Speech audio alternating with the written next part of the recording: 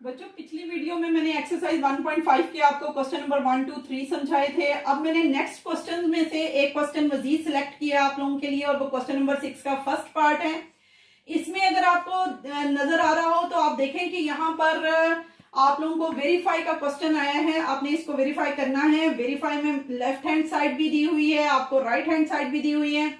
Question long है लेकिन operation बहुत इजी है। अगर आप पिछले मेथड्स को अपने जहन में रखेंगे तो ये सॉल्व करना बहुत आसान है।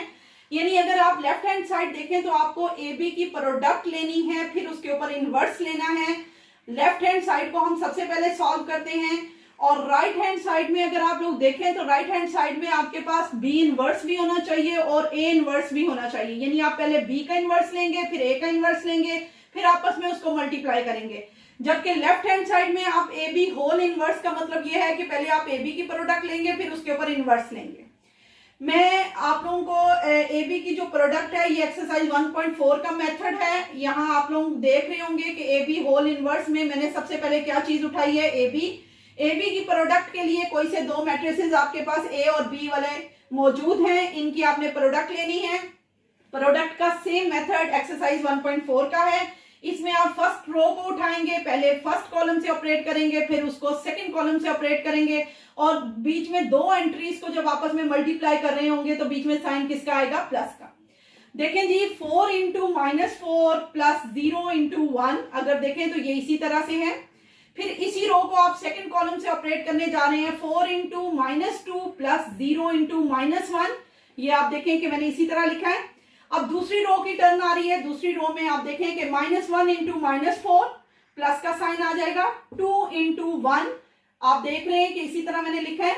अब इसी सेकंड रो ने अब सेकंड कॉलम से ऑपरेट होना है तो -1 इंटू -2 प्लस का साइन आ जाएगा, 2 इंटू -1 और आप ये देख रहे हैं बीच में प्लस का साइन है और इस तरह से मैंने प्रोडक्ट मेथड इसके ऊपर अप्लाई किए हैं। अब नेक्स्ट में हम इसके रिजल्ट्स लिखते हैं। 4 इंटू 4 -16 प्लस 0। आपको पता है कि इसको मैंने शॉर्ट कर दिया जरा मतलब डिटेल से लिखने की बजाय, यानी प्लस 0 का मतलब ये है कि आपका आंसर -16 आ गया। 4 इंटू -2 आंसर इज -8, जबकि ये तो 0 से मल्टीप्लाई होकर डिजिट 0 हो जाएगा तो आपका -8 वैसे ही लिखा जाएगा। इधर आए तो आपके पास +4 + 2 आ जाएगा तो आंसर इज 6 आ जाएगा। इधर आए तो आपके पास 2 + -2 आ जाएगा तो result is +2 with -2 result is always 0। अब जब आपने ए बी की प्रोडक्ट ले ली है तो आप देखें कि लेफ्ट हैंड साइड में जब आपने प्रोडक्ट लेनी है तो उसके ऊपर इनवर्स लेना है। इनवर्स लेने का मतलब क्या होता है कि इसके लिए आपने कोई दो बातें जो अपने जहन में रखनी है वो ये है कि इनवर्स के लिए आपके पास डिटर्मिनेंट भी होना चाहिए और एडजॉइंट भी होना चाहिए। यानी इनवर्स मालूम करने से पहले दो चीजें होनी चाहिए, एक डिटर्मिनेंट और एक एडजॉइंट।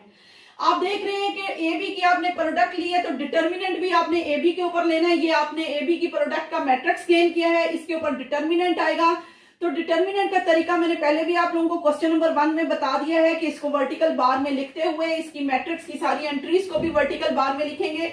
यहाँ जरा नजर आ रहा हो आप लोगों को कि ये स्क्वायर मैट्रिक्स था, मैंने इसको वर्टिकल बार में शिफ्ट कर दिया। अब आपने यहाँ पर डायगोनल एंट्रीज को पहले आपस में मल्टीप्लाई करना है तो 0 इंटू -16 हो जाएगा। फिर ऑफ डायगोनल एंट्रीज को मल्टीप्लाई करना है, 6 इंटू -8 हो जाएगा। बीच में साइन किसका आएगा, माइनस का। 0 से मल्टीप्लाई होने वाला हर डिजिट 0 है और यहाँ पर आंसर 48 है। 48 इज नॉट इक्वल टू 0। इसका क्या मतलब है कि जब डिटर्मिनेंट आपका नॉट इक्वल टू 0 आ जाए तो इसका मतलब क्या होता है कि उसके ऊपर इनवर्स पॉसिबल होता है। अब ए बी डिटर्मिनेंट तो आपने मालूम कर लिया तो उसके ऊपर ही आपने एडजॉइंट ए बी मालूम करना है। यानी यही मैट्रिक्स है जिसके ऊपर आपने एडजॉइंट मालूम करना है। मैंने तरीकाकार बताया था कि आपको डायगोनल एंट्रीज की प्लेसेस इंटरचेंज करनी है जबकि ऑफ डायगोनल एंट्रीज के साइन चेंज करने हैं। आप देखें कि इसकी प्लेस चेंज होकर 0 इधर आ जाएगा, -16 इधर आ जाएगा। वही काम किया मैंने।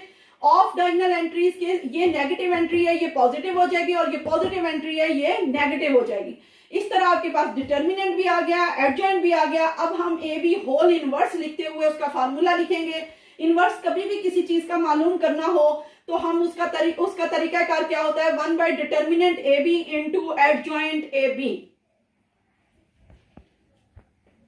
अब बच्चों ए बी होल इनवर्स का में आपने वैल्यू पुट करनी है। आपको पता है आपने डिटर्मिनेंट 48 निकाला हुआ था, उसके बाद एडजॉइंट ए बी भी निकाला हुआ था, आपने वैल्यू पुट कर ली और उसके बाद आपने उसके सामने 1 का लगा दिया, डॉट डॉट करते हुए 1 लिख दिया। अब हमने राइट हैंड साइड सॉल्व करनी है, तो राइट हैंड साइड में आपके पास सेपरेट आपने इसका बी इनवर्स लेना है, फिर सेपरेट आपने ए इनवर्स लेना है। बी इनवर्स और ए इनवर्स अलग-अलग लेने के बाद फिर आपने इन दोनों की प्रोडक्ट गेन करनी है। आपको इनवर्स लेने का तरीका तो अब तक आ गया होगा। किसी भी मैट्रिक्स का इनवर्स लेना हो तो 2 ही डिमांड होती है, और वो क्या होती है, डिटर्मिनेंट और एडजॉइंट। जब मैंने बी इनवर्स मालूम करना है तो डिटर्मिनेंट भी बी मैट्रिक्स का और एडजॉइंट भी बी मैट्रिक्स का लेना है। लेकिन जब मैंने ए इनवर्स मालूम करना है तो डिटर्मिनेंट भी मैंने ए मैट्रिक्स का और एडजॉइंट भी ए मैट्रिक्स का लेना है। तो सबसे पहले बी इनवर्स की तरफ आते हैं। मैंने बी मैट्रिक्स लिखा, बी का डिटर्मिनेंट मालूम किया, ये आपको तरीका आ गया है। डायगोनल एंट्रीज को इनटू प्रोडक्ट लेनी है, फिर आपने ऑफ डायगोनल एंट्रीज की प्रोडक्ट लेनी है। बीच में साइन माइनस का है, लेकिन इनटू अंदर साइन आप देखें तो माइनस का साइन है। आप माइनस माइनस करके प्लस गेन करके आपने 6 डिटर्मिनेंट लिया, इसी का आपने बी मैट्रिक्स का ही आपने एडजॉइंट लिया। आपको एडजॉइंट का तरीकाकार भी मैंने बता दिया हुआ है कि डायगोनल एंट्रीज के लिए आप लोग उसकी जगह इंटरचेंज करेंगे, जबकि ऑफ डायगोनल के आप साइन चेंज करेंगे। आप यहाँ देख रहे हैं ये -2 है, वहां जाकर एडजॉइंट में ये +2 हो जाएगा। ये 1 है, पॉजिटिव है, यहाँ एडजॉइंट में जाकर ये नेगेटिव हो जाएगा और डायगोनल एंट्रीज की आपकी प्लेस चेंज हो जाएगी। -1 ऊपर चला जाएगा, -4 नीचे आ जाएगा। एडजॉइंट बी भी आपके पास आ गया। बी इनवर्स का फार्मूला वही है, 1/डिटर्मिनेंट बी इंटू एडजॉइंट बी, और यहाँ पर आप उसकी वैल्यू पुट करते हैं। जब हम इनवर्स ऑफ ए लेंगे या ए इनवर्स लेंगे तो उसके लिए ए मैट्रिक्स आपने लिखा, उसका डिटर्मिनेंट आपने मालूम किया, तरीकाकार वही है। उसके बाद आपने एडजॉइंट ए भी मालूम कर लिया, वही सेम पैटर्न पे जो हमने वर्किंग बी मैट्रिक्स के साथ की। अब बच्चों ये ए इनवर्स का आप लोगों ने इसी तरह फार्मूला लिख लेना है, 1/डिटर्मिनेंट ए इंटू एडजॉइंट ए, और उसकी वैल्यू पुट कर लेनी है। अब हमारे पास ए इनवर्स भी आ गया है, बी इनवर्स भी हमने गेन कर लिया है। अब हम आपस में इनको मल्टीप्लाई कर लेंगे।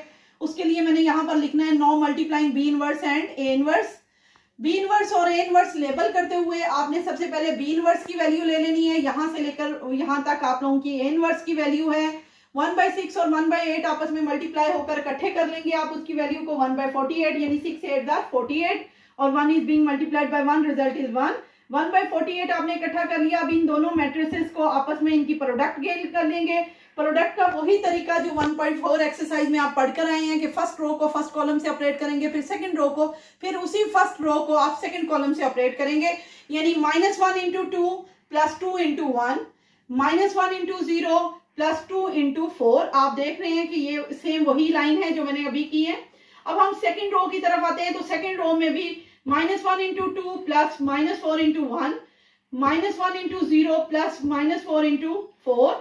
आप देखें कि आपने इसके बाद मल्टीप्लाई कर लेना है। यहाँ आपने -2 लिया है, यहाँ +2, यहाँ आपके पास 0 आ जाएगा, यहाँ आपके पास 8 आ जाएगा।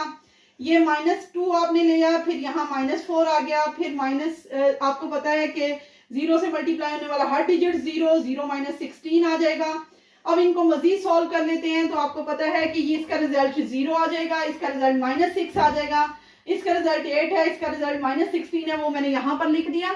और अब आपने ये वही रिजल्ट गेन कर लिया जो ए बी होल इनवर्स का आपने गेन किया। फ्रॉम 1 and 2 लिखते हुए आप लिखेंगे left hand side is equal to right hand side. What is the left hand side? A B whole inverse, and what is the right hand side? Is equal to B inverse into A inverse. Proved.